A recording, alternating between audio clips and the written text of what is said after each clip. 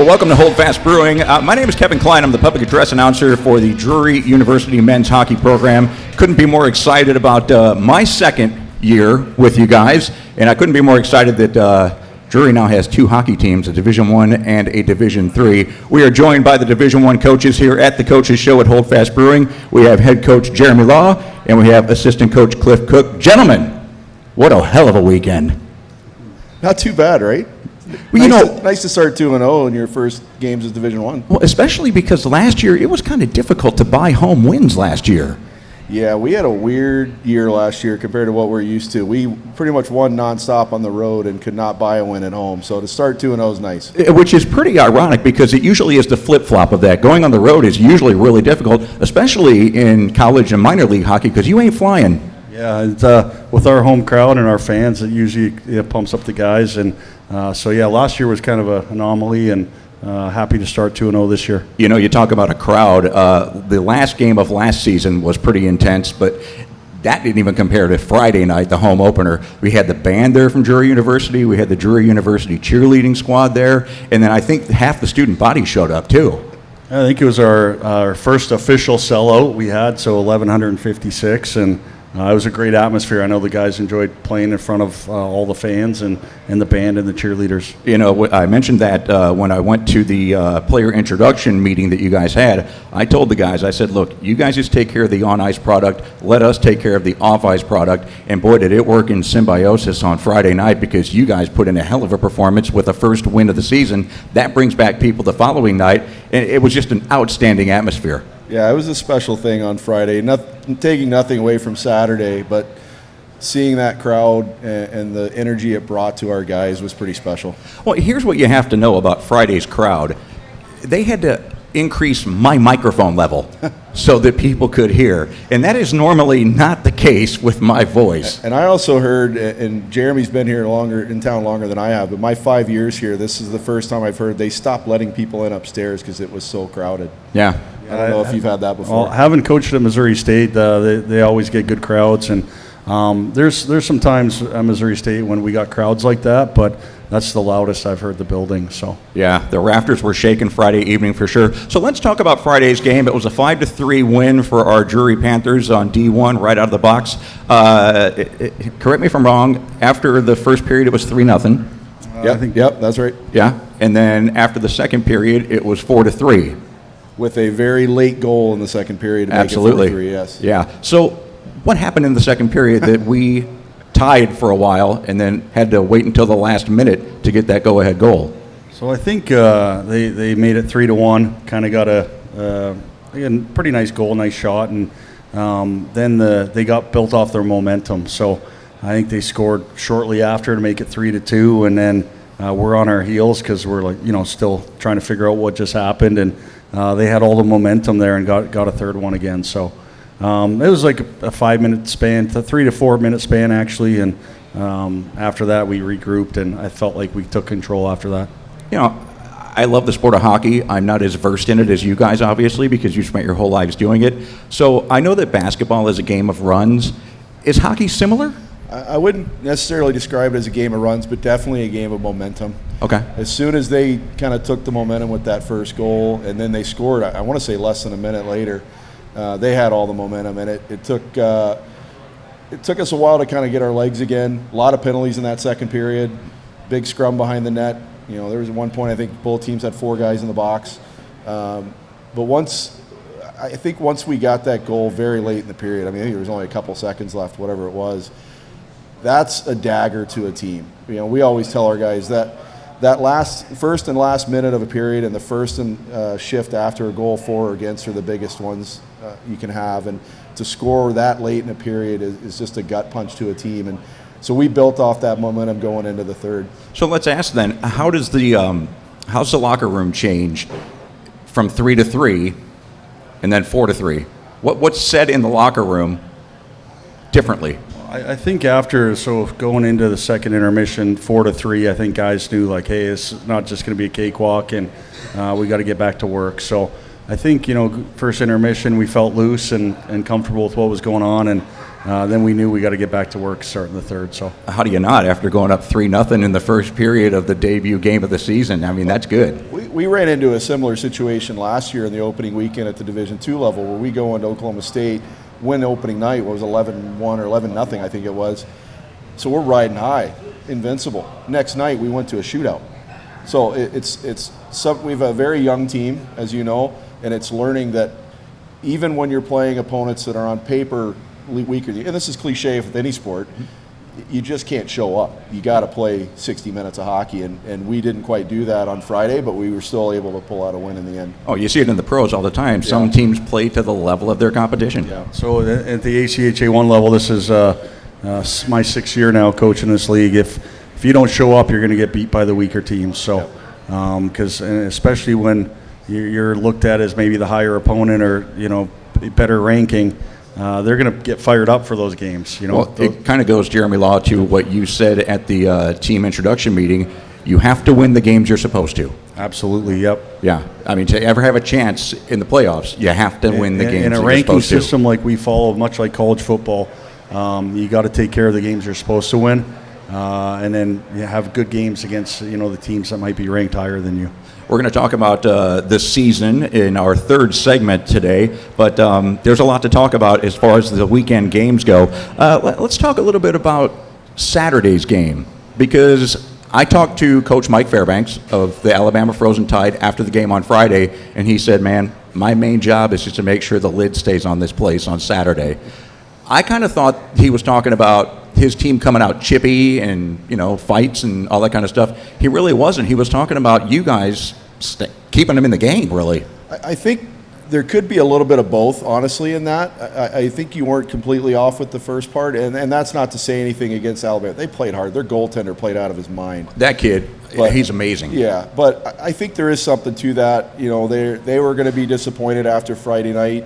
There was some chippiness, especially in the second period and going into the locker room in the second period. So you always worry about that at this level.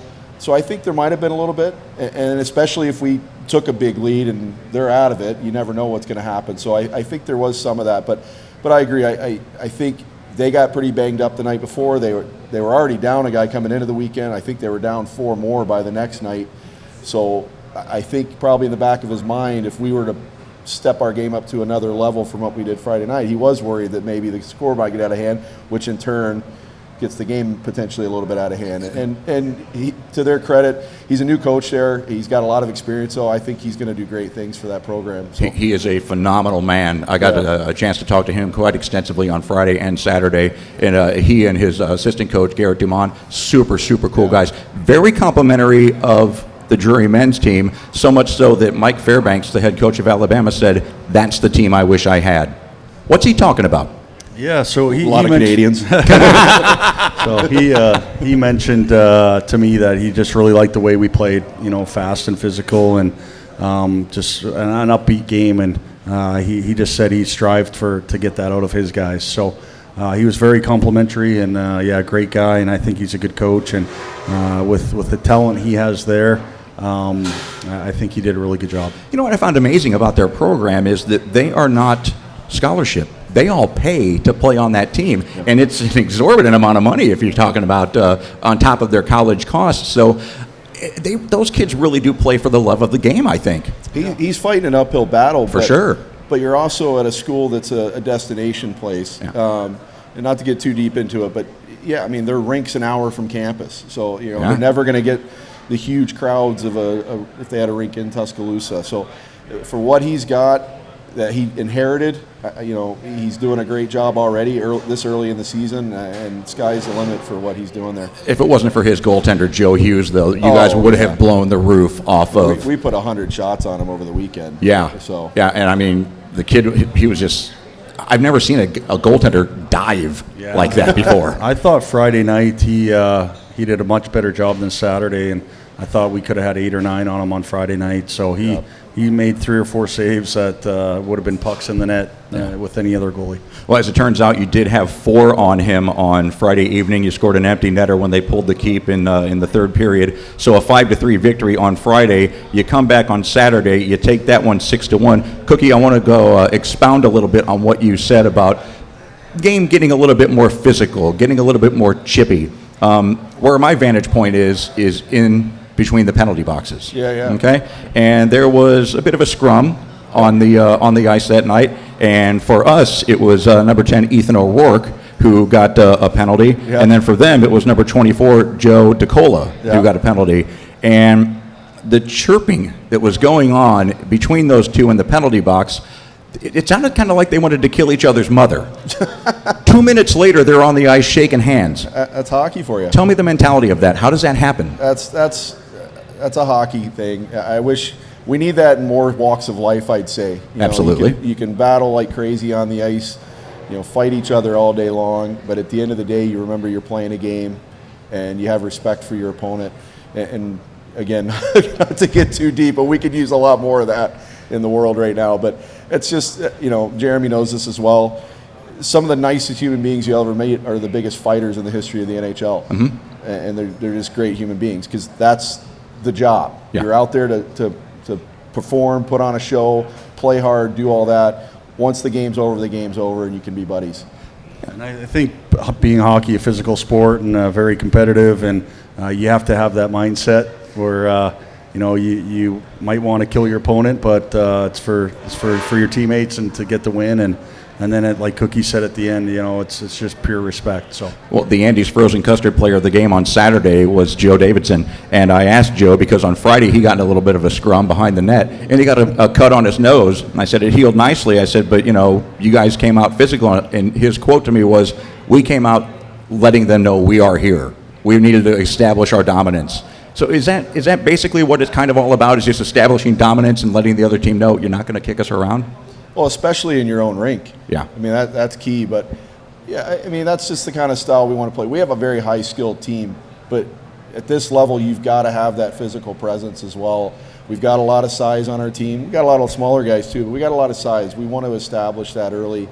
And it's the important thing is keeping it as a good physical game and not taking it to the next level of being chippy and all that. And I think both teams did a good job of that this weekend. Other people I talked to thought the game got a little chippy. I didn't think it did. I thought it was just a good physical weekend from both teams, and it was fun to watch. Now, it did look different than last year. Well, yeah. Why? Well, ACHA D1, it's definitely a faster game, more physical guys, and just to kind of get back on you want to be tough to play against. Yeah. You want opponents to come in and be like, damn, we don't want to play these guys. We don't want to be here. Yeah. So I think that's, kind of goes with the level. It's, like I said, you just have bigger guys, stronger guys, faster guys, and it just makes for an overall better game. On Friday evening, Josh Robbins stopped 23 of 26 shots, and then on Saturday, Kuchazlo stops 29 of 30. 56 shots for them in 2 games. We had over 100. You happy with that defensive output? I'd definitely like to, offensively. Offensively, yeah, but what about the defense? Shots, great. No, against a team like Alabama, I'd expect us to have less than 20, 25 shots. Yeah. So we got to tighten up our D zone a bit, but also I think that 5-on-3 they had for 2 minutes, they had 6 or 7 shots. So a little bit of a skewed stat with all the penalties, but it's not good to be giving up 30 shots against Alabama. So yeah, that'd be tough to win. Yeah, that'd be tough to win games with 30 shots on goal. Yep. So Kuchazlo played great, and so did Josh. Both. Yeah, both were solid. Yeah. Yep. Awesome. Well, what a fantastic way to start the season. We're going to talk more about the upcoming season as we have moved into Division I, and we also have a Division III team now coached by last year's assistant coach, Brett Lathan. One of the things I want to talk to you about with the D3 team is that their home opener is this weekend. They're playing St. Louis University on Friday and Saturday. Friday is a 5:30 game. Saturday is a 2 in the afternoon matinee start. And so you have live Drury hockey when you guys are on the road this weekend. Absolutely, yeah. We're excited for that group. Brett's got a really talented team, and we expect big things from them this year. There's a lot of carryover from last year's Division II team, a team that was very successful at D2, made it to regionals, won a game at regionals. A lot of those guys are back playing on that Division III team, so he's got a lot to build from. Well, you were talking earlier about we have a very physical team, we have a very big team, and we're going to talk about 2 of the biggest hearts on the team when we introduce you to the new captain, Jacob Hawley, who you remember last year, Tulsa product, and then our newest assistant captain, KT Walters. We're going to talk with them in our second segment. We are giving you the Coaches Show, Drury University Hockey Men's Program, right here at Hold Fast Brewing. We'll be back.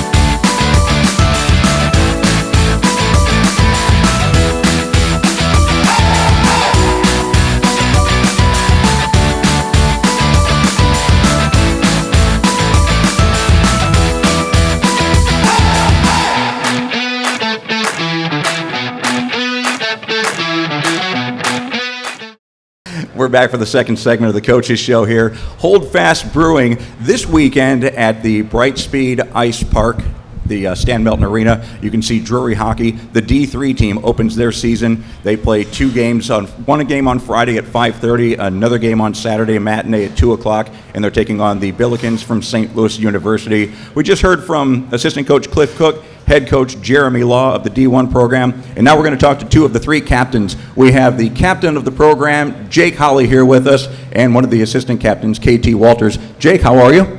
Good. How are you? I'm fantastic, man. It's great to see you. We got to meet last year when you were playing for the D2 team, and real happy that you came back. KT, new to the program. Yeah, it's good to be here. Came all the way in from Canada. Yes.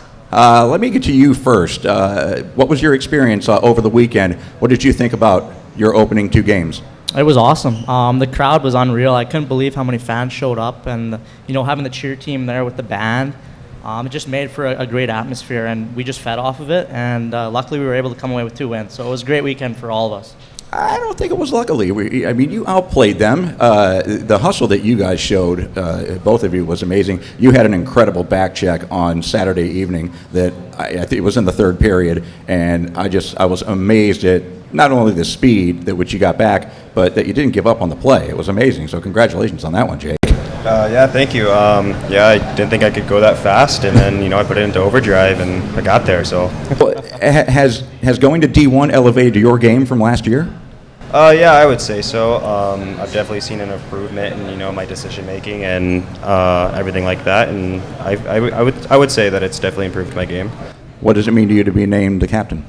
Yeah, it's a huge honor, and I'm very happy and humbled that the coaches chose me to lead this team. And there's not any other team that I'd rather be in front of and to lead and go to battle with every night. So, KT, you and Francis had an incredible 1-2 combination on Friday evening. I think you came away with 3 points. Francis came away with 3 points on Friday night, maybe 2, but he had a 4-point weekend. What was clicking between you two? I don't know. Maybe it's because we live together.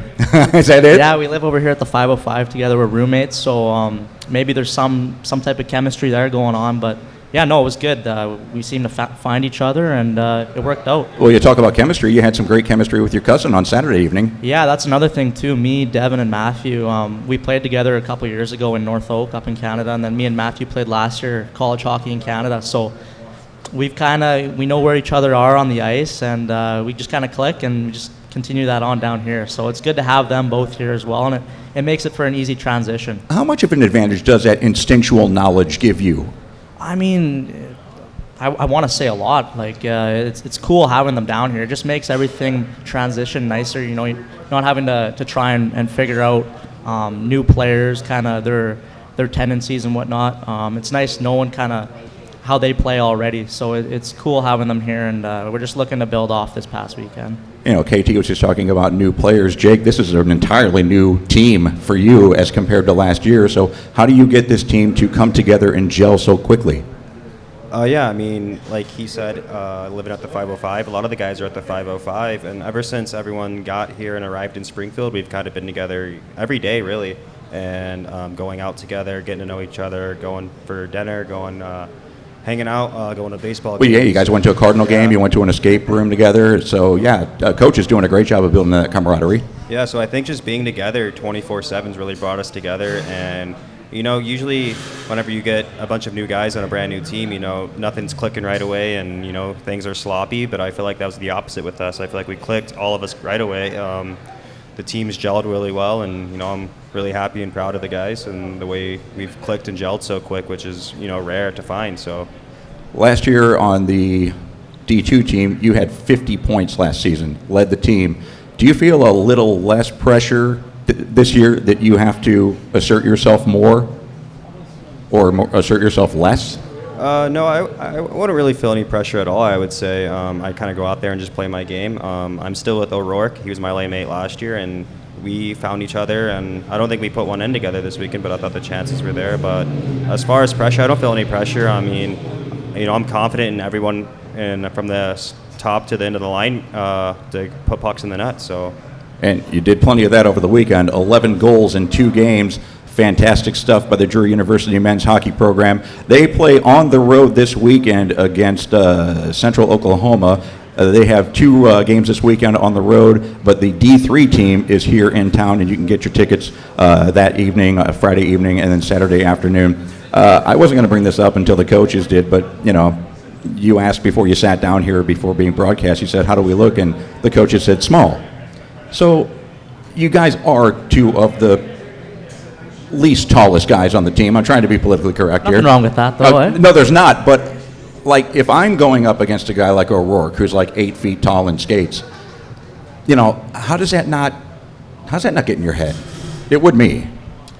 I mean, for both of us, we've been smaller guys our whole lives, so learning to play against the bigger guys growing up, we just we're used to it. There's no other way around it, right? So learning how to roll off checks and just stay out of the danger areas and keeping our head up and just playing our game.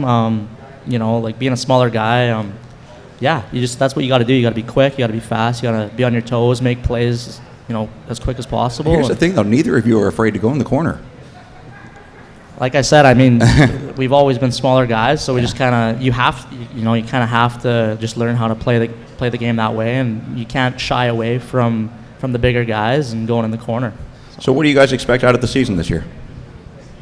I expect what everyone saw on the Alabama weekend. You can expect a good offensive team, a good defensive team, and I think we had a really strong showing for our very first D1 game.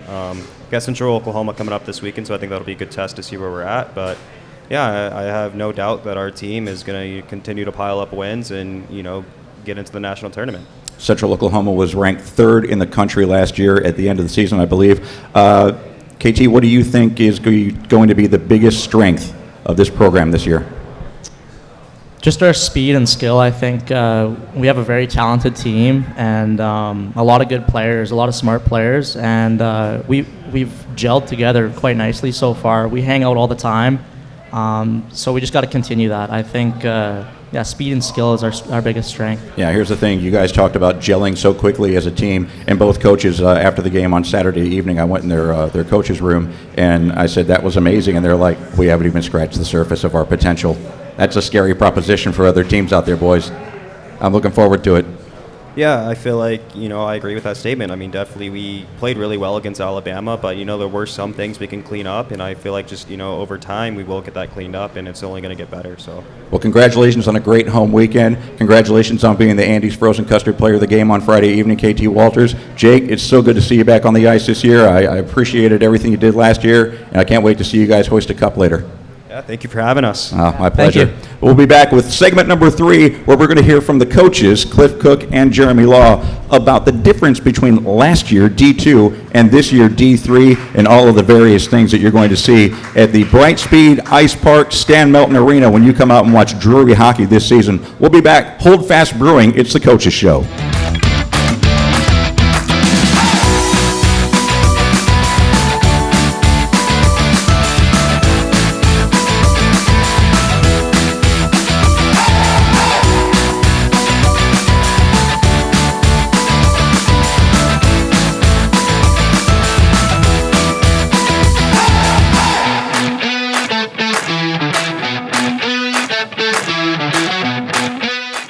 We're back at Hold Fast Brewing with the 3rd installment of this Coaches Show, the inaugural Coaches Show of the season. Remember, this is taking place in the middle of the week because I had some travel situation that I had to deal with. But normally these Coaches Shows are going to happen after home games, home weekends. They'll happen on Sunday at noon right here at Hold Fast Brewing. But if you can't make it out, you can always catch the Coaches Show online. Where do we go for that, Cliff? You just search for Drury Hockey on YouTube. I don't remember the exact That's what we're going to do. Yeah. We're going to search for Drury Hockey on You're YouTube. going to search for Drury Hockey on YouTube. There you go. And we're going to find it. You know, I am not afraid to make mistakes, and I made one earlier, and I'm going to call myself out on it. And Lawsy, you were the one that pointed this out to me. I told you guys before I took this coach's show hosting position, I don't know stats very well. Well, apparently I don't know the score of the game very well either, because after the first period on Friday evening, it was only 2-0, but we scored so quickly I thought it was 3. Well, you can't take all the blame on this because we didn't know either. Otherwise, we would have said something. I was not 100% confident. Oh, That's see, what I know, yeah. this is, now he's going to play like he knew all along. I thought I knew, but I wasn't sure. No, that's okay. I would fully expect a hockey coach to take the blame. Typical Jeremy. Guys, we're now in D1. We moved up from D2 last year. For the fans who aren't familiar with the D1 product, what are they going to see? Well, What's the difference? I think the one thing you'll see before anything else is the speed. The speed's at another level. Obviously, there's a much higher skill level. Goaltending's at a higher level.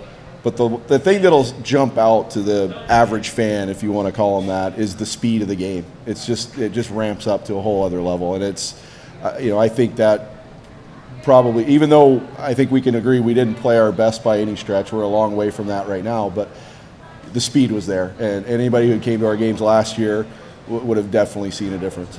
I think another difference to point out, too, is at the ACHA D1 level, there's 76 teams, I think, and somewhere in the mid-70s, it's always changing. At the Division II level, there's 190 teams. So there's definitely, more depth at the D1 level because there's less teams, so it's more competitive.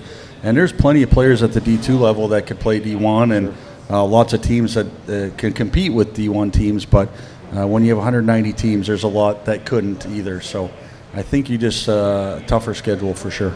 Let me ask you about that schedule. What are some teams that will be coming to town at the Brightspeed Ice Park, Stan Melton Arena that we want to come out and see? Who are some of the tougher games on the schedule? Well, it's always a hard one. It's always a hard one. We've been out of it for a year from the Division I level, and we don't really know. That said, we want you to come to every game. Absolutely. So let's keep it simple right there. We'll come to every game, but there are some known names on that schedule. Our next home weekend, for example, Iowa State University. People know what Iowa State University is. After that, they've won a national championship. After that, University of Oklahoma. Everybody knows what OU is. I mean, there's some big names coming in. There's some names that are more known locally. McKendree University out of the St. Louis area. People around here know all about that. Purdue University Northwest. They were in the top 15 last year. Maybe not as known as some, but from the hockey world, they were one of the best teams in the country last year. So, it's for us. Part of it is getting Alabama's a prime example. May not be the best team we're going to play all year, but they're building. But it's a big name, and it gets people excited. So those are the kind of things we're looking for. But I hope for those that were there Friday or those who were able to watch, and hopefully people that get to watch this and the community surrounding areas get to know our games are a lot of fun. Well, I had 7 people that had never seen hockey before show up on Friday evening. They were there on Saturday. I had a similar thing. I just found out today, people I work with at my other job, they came out Friday because I gave them free tickets. They came back Saturday and paid for the game. Perfect. That's what we're looking for. Yeah, and it's exactly what we told the boys at the preseason meeting.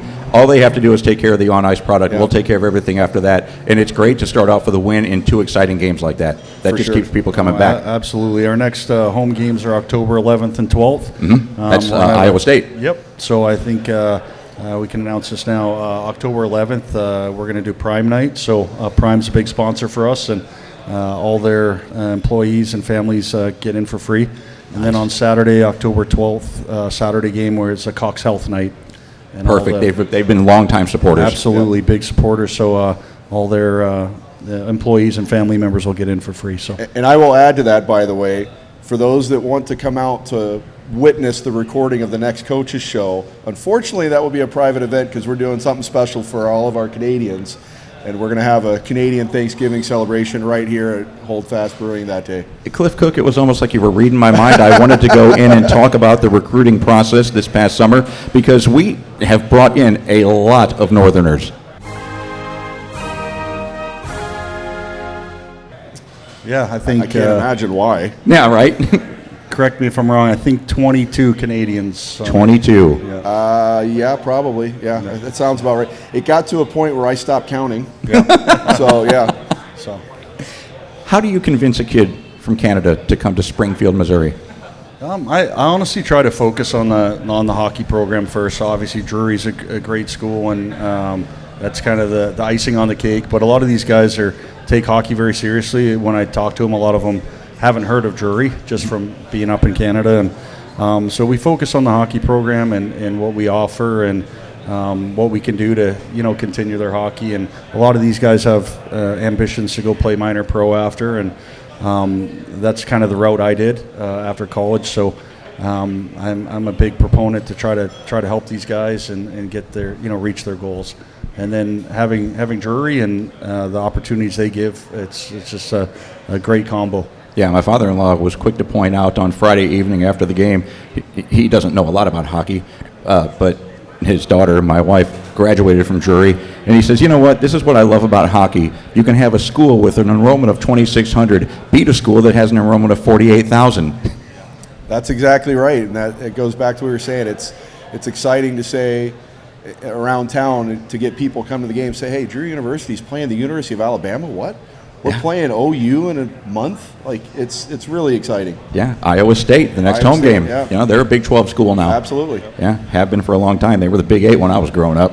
Well, That's how old I am. Well, Well, I won't go there. we mentioned in the first segment, Mike Fairbanks, the coach of Alabama, was very complimentary about your team. What is your coaching style that breeds winners? Because you guys don't lose. You guys haven't. Together, you guys go to the playoffs practically every year. I think the biggest thing is getting the right guys in here. So obviously every coach wants talent, and but it goes deeper than that. For us, we want good character guys, guys that are leaders that want to play for each other and play for the guys sitting next to them in the locker room. So character is big for us, and having guys that are here for the right reasons. They want to work hard, they want to get better, and they want to win. So two questions off of that one. How refreshing was it for both of you to hear KT and Holly talking about how close the team is already? Camaraderie. Yeah, that's huge. And Yeah, that's great. yeah, a lot of these guys came from the same league up in British Columbia, and so there was some instant chemistry from that. We have multiple players from the same team that were already teammates, and just the mindset we all have. We all have the same goal of winning and competing, and all these guys are competitors, so makes our job easy. Yeah, you can see that on the ice that they want to win. Yeah, absolutely. And again, to get a little deeper into it, we understand, as Jeremy said a minute ago, a lot of these guys have ambitions in the hockey world beyond college, playing minor pro. But we also know there's a reality that may not happen for everybody. So as much as, we want to win. I hate to lose. I know he hates to lose. We want to win. That's what we're here for. We're here to win. But we also have to face the reality that we're also hopefully teaching as much off the ice as we are on, because we're creating human beings that are going to be out in the world one day, and we want to leave a good mark in that. Well, I appreciate it as a fan. It's awesome that I get to be close to the ice, see the action, feel the action, and then know you guys as well as I do now. What you guys do is incredible. Well, you also get to hear some really bad chirps in the penalty box, so. I appreciated it. The other off-ice official, not so much. But yeah, I just love the inner game, the game that the fans don't get to see, the game the fans don't get to hear. I like that part. That's one of my favorite things about coaching is being in the locker room with the guys or being on the road with the guys, and kind of brings me back to the days when I was playing. Obviously I miss it, and so it's good to still be around and see what goes on there. So I think that's why a lot of those, and it's a relatively recent thing, a lot of those behind-the-scenes series of different sports are so popular and successful. It's the closest a lot of people get to being in that environment and seeing what it's like behind the scenes and seeing what it's like in the locker room, on the road, when things are going well, when things aren't going well. I mean, that's what we do this for. I mean, we've both been doing this a long time. He and I have been doing this together for a long time, as you know. Just posted a picture yesterday of us 14 years apart. I saw it. You haven't changed a bit. Yeah. But, that's like you said, that's what we're here for. It's the love of the game, but as much as we love the game, it's the environment. I mean, they're not on camera, but over our right shoulders, probably half our guys sitting here hanging out and watching us together. This is the stuff you live for, and this stuff you'll remember when you're older. Final question before we wrap up this episode of the Coaches Show. What are the season's goals? I think our first goal is to make the national tournament. So, what will that take? Do we know? It just takes for us to continue working. We have the guys here to do it, and we're both familiar with being there and what it took to get there with Missouri State. So I think we have the guys to do it. We just have to continue, focusing on our goal and getting better every weekend. And I'm confident we'll be there. Well, I'm looking forward to the remainder of the season. This has been a blast, guys, getting to know the in-depths, the ins and outs of the game, what we can expect this season. Congratulations on first weekend. Let's go take it to Central Oklahoma, all right? Thanks, Kevin. Appreciate it. Don't forget, D3 opens up their home schedule this weekend, Friday evening, 5:30. D3, Drury Men's Hockey, takes on St. Louis University, and then again Saturday afternoon, 2 o'clock, Brightspeed Ice Park, Stan Melton Arena. We'll see you there, and then we will see you October 11th and 12th right back at that very same venue as Iowa State Cyclones come to town to take on your Drury Men's Hockey program. My name is Kevin Klein. Thank you so much for joining us, and we'll see you then.